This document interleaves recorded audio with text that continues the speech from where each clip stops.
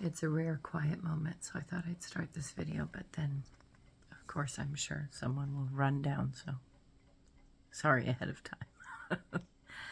time.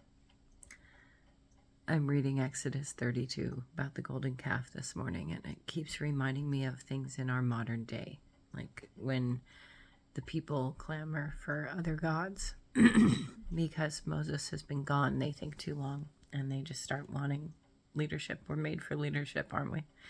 We're made to worship. We're made for leadership. And Aaron takes their gold and does it. Reminded me of taxes.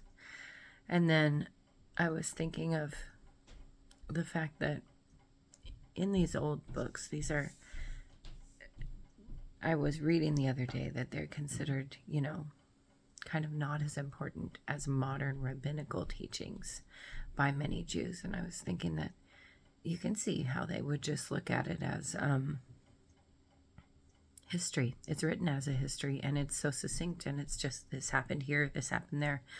The Bible seems like the most boring book on earth. It seems like the most boring history you've ever read, and it seems like it can't be relevant until you read it over and over and you start to see those God things and you start to get his perspective.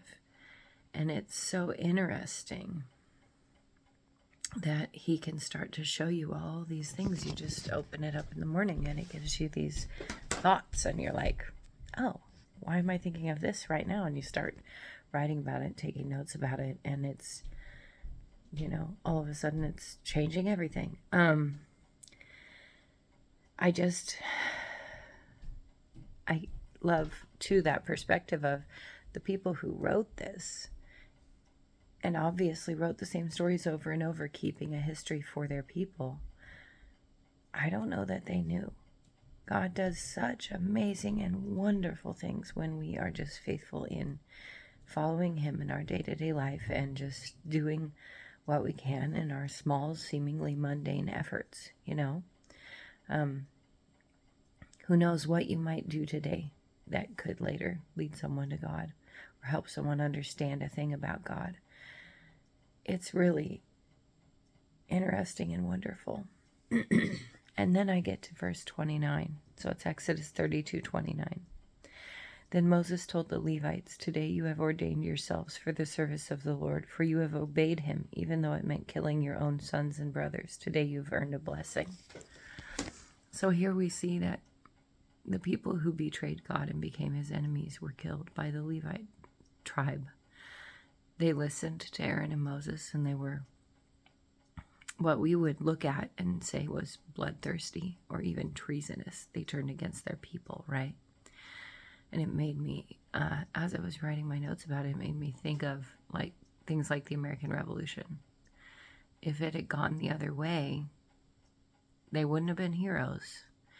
If it had gone the other way, those young men fighting so hard to make a new thing and a new life and to do what was right by God would have been considered bloodthirsty, treasonous, and ultimately very wrong.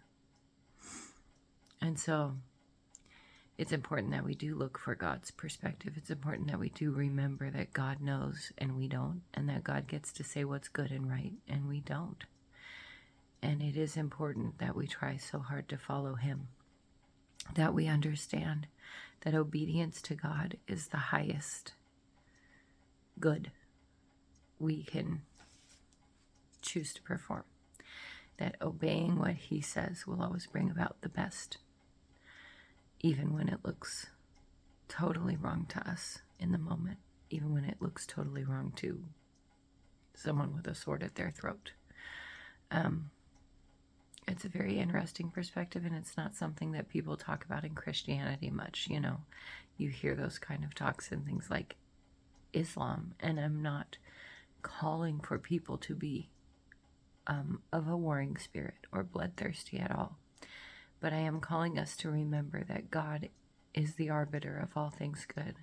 And I'm definitely calling us to remember that obedience to him is the ultimate good we can keep ourselves following. And that's that's really all. I just was thinking on those topics this morning. Does anybody else have any other ideas or things to add in there? Does it make you think of anything?